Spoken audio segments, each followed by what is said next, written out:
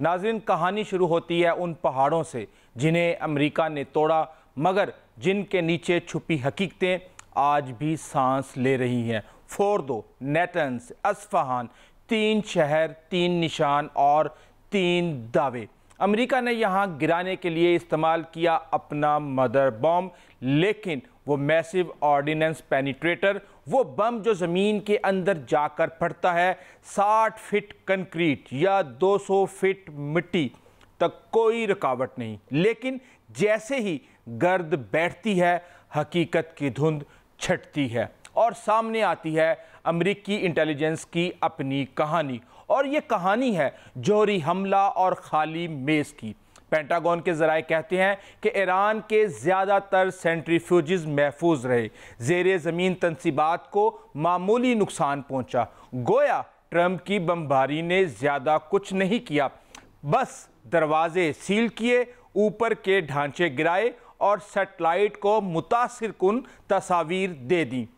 और उसके बाद हम देखते हैं साहब, इतना बड़ा बम और इस बम से बड़ा शोर और नतीजा उतना ही छोटा, यानी चंद माह की ताखीर। फर्ज करें अगर ईरान का जौहरी प्रोग्राम कोई शादी हो तो बम ने बस मेहंदी की तारीख आगे की है। दूल्हा अब भी तैयार हो रहा है। और सबसे दिलचस्प बात, अमेरिकी इंटेलिजेंस का दावा है कि कुछ अफजुर्दा यूरेनियम पहले ही महफूज मुकाम पर मुंतकिल कर लिया गया था।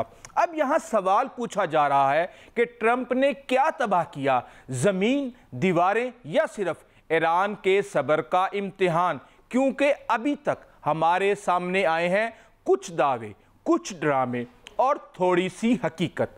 वाशिंगटन में पेंटागन की एक भरपूर लाइटिंग और दिलकश स्टेज सेटिंग के साथ वजीर दिफा पैट हेक्सीत नमूदार हुए, जैसे किसी फिल्म के विलन ने आखिरी सीन में एंट्री दी हो। मगर इनके बयानात ड्रामाई तो ज़रूर थे, मगर सबूत से खाली। और ट्रंप के इस दावे के दिफा में कि फोर्दो का एटमी प्लांट मुकम्मल तौर पर सफ़ा हस्ती से मिट गया है, हेक्सेट ने मीडिया पर बरसना शुरू किया, मगर असल जख्म उनकी बातों से नहीं, सच की कमी से खुलने लगा।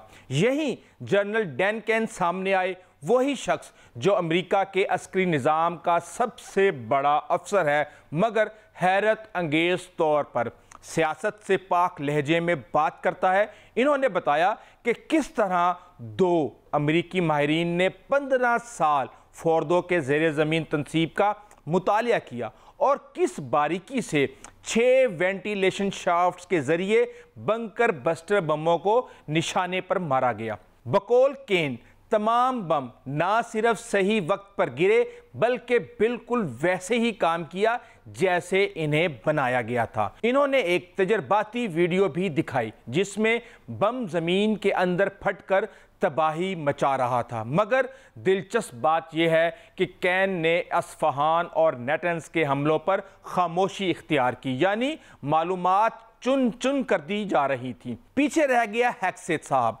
जो सहाफ़ियों पर चलाते रहे कि वक्त दो, नताइज आ जाएंगे। लेकिन असल मसला वक्त का नहीं, ट्रंप के दावेबाजी का था। अगर वह पहले दिन ही चीख चीख कर ना कहते कि ईरान की एटमी तंसीबात सफ़ाई हस्ती से मिटा दी गई हैं, तो ये सियासी तूफान सिरे से उठता ही ना। ट्रंप की जल्दबाजी ने खुद उनके दिफाई दावों को मशकूक बना दिया है। और ईरानी नशरियाती इदारे के हसन आबदीनी कहते हैं कि जिन तंसीबात पर हमला किया गया वहाँ से मवाद पहले ही निकाल लिया गया था और हमें कोई बड़ा नुकसान नहीं हुआ। जबकि अमरीकी वज़ीर दिफा पीट हेक्सेट कहते हैं कि ईरान की एटमी सलाहियत मुकम्मल तौर पर तबाह हो चुकी है। लेकिन रुकिए, कांग्रेसमैन ब्रैड शर्मेन ने कहा कि ये सिर्फ मुबहिम दावे हैं, ना ये वाज़िया है कि सेंट्रीफ्यूजेस तबाह हुए और ना ये कि यूरेनियम का ज़ख़ीरा ख़त्म हुआ।